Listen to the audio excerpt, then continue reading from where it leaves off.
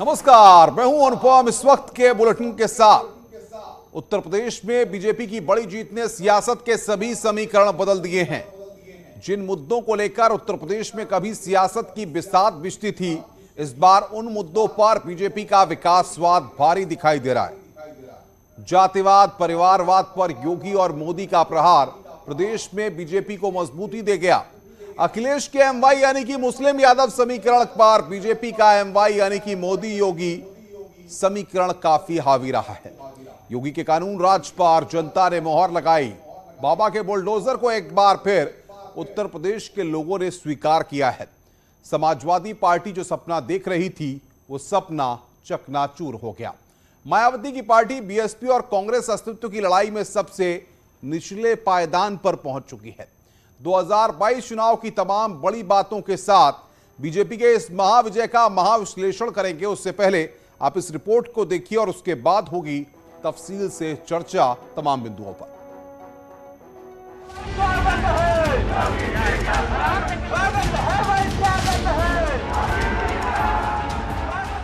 महाविजय से परिवारवाद पर महाप्रहार। कैसे परिवारवादी राजनीति ने उनके राज्य का कितना नुकसान किया है, राज्य को पीछे ले जा रहा है। और मुझे खुशी है कि मतदाताओं ने इस बात को समझते हुए भी इस चुनाव में अपना वोट दिया है, लोकतंत्र की ताकत को मजबूत किया। सारे जातिगत समीकरण ध्वस्त। जो प्रयास प्रारंभ हुए हैं, आज उसका परिणाम जनता जनार्दन ने जातिवाद, परिवारवाद, वंशवाद की राजनीति को पूरी तरह तिलांजलि देते हुए 2022 में भी भारतीय जनता पार्टी को प्रचंड बहुमत के साथ ये विजयश्री उपलब्ध कराई है। अखिलेश का एमवाई समीकरण फेल।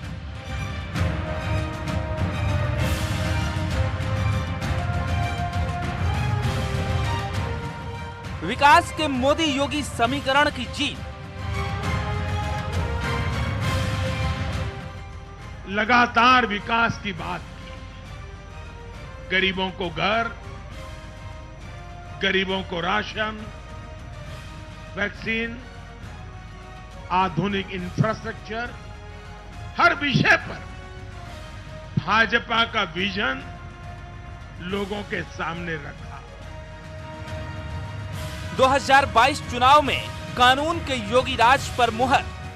कि राष्ट्रवाद, सुरक्षा, विकास और सुशासन के मुद्दे पर भारतीय जनता पार्टी को जो प्रचंड बहुमत जनता जनार्दन ने दिया है, हम सबकी जिम्मेदारी बनती है कि इस पर हमें फिर से खड़ा उतरना ही होगा। माफिया पर बुलडोजर को जनता का साथ।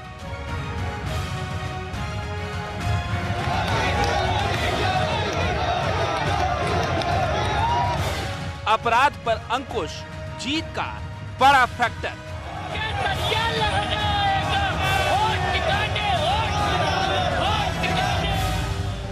मोदी योगी मतलब जीत की गारंटी।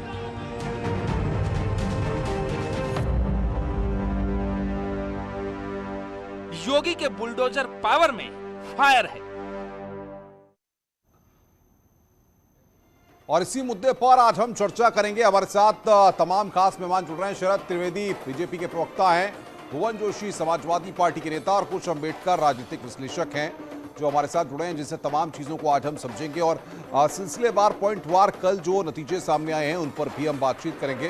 कुश अम्बेडकर जी राजनीतिक विश्लेषक हैं, आप समझाइए, आप कल जो नतीजे सामने आए हैं जिसमें भारतीय जनता पार्टी को एक बड़ा मैंडेट मिला है, आपको नहीं लगता कि अब उत्तर प्रदेश में जो जाति आधारित राजनीति होती थी वो कहीं ना कहीं विकास आधारित राजनीति के रूप में तब्दील होती दिख रही है और ये एक बड़ा फैक्टर है जो उत्तर प्रदेश में राजनीतिक सिनेरियो में बड़ा बदलाव लाएगा?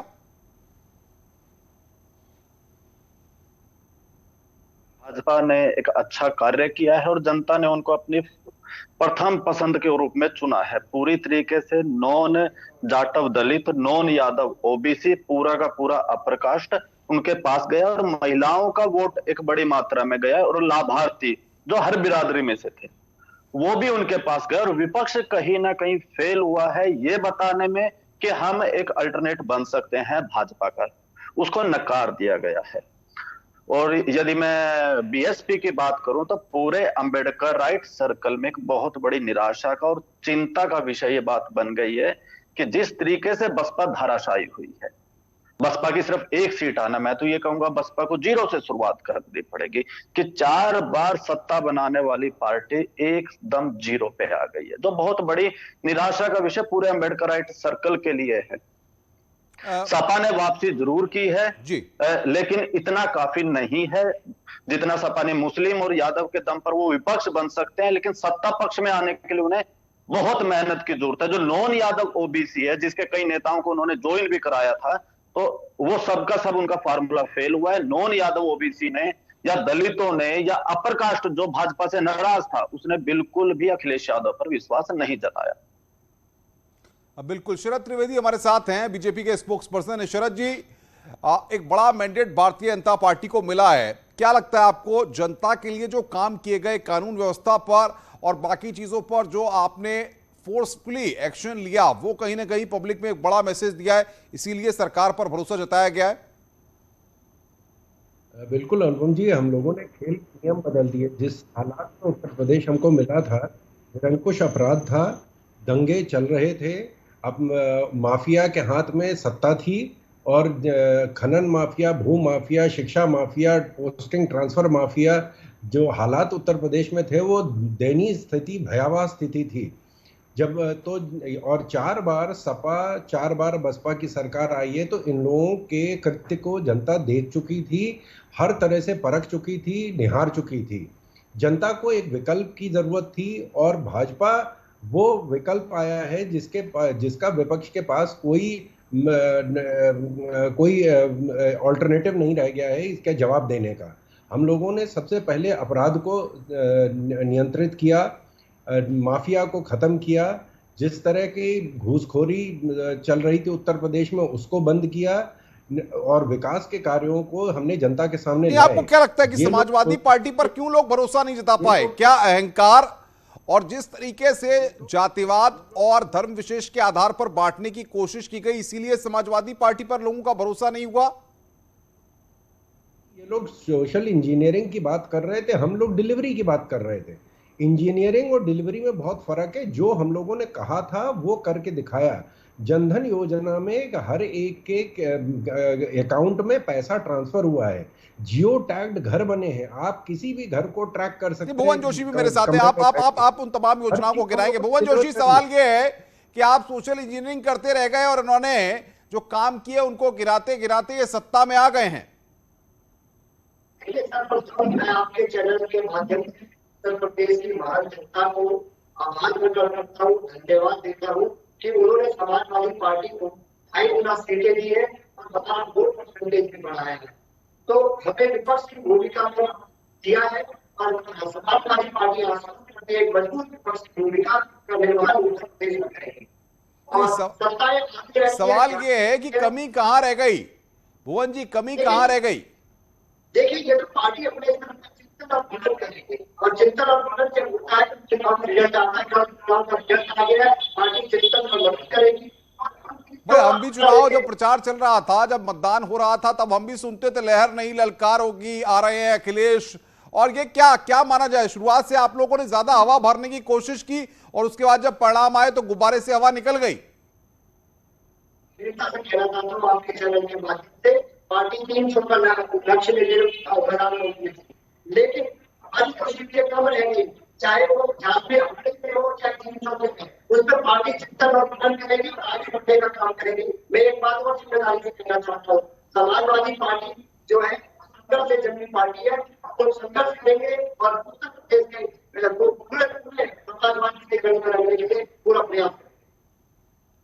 त्रिवेदी जी, भारतीय जनता पार्टी समाजवादी पार्टी से मुकाबला तो अपना मान रही थी, आपको यह एक्सपेक्टेशन थी कि इस तरीके से रिजल्ट्स आएंगे? क्योंकि आप भी 300 पार के एक्सपेक्टेशन लेकर बैठे हुए थे।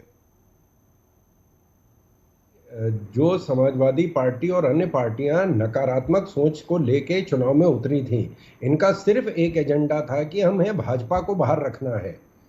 चाहे सपा है, चाहे बसपा है, चाहे आरएलडी, सिर्फ एक बात ये लोग कह रहे थे, हमें भाजपा को बाहर रखना है। आप सकारात्मक कौन से विचार आप लेके आए थे, कौन सी चीज डिलीवर करने वाले थे, कौन सा काम आप करने वाले थे?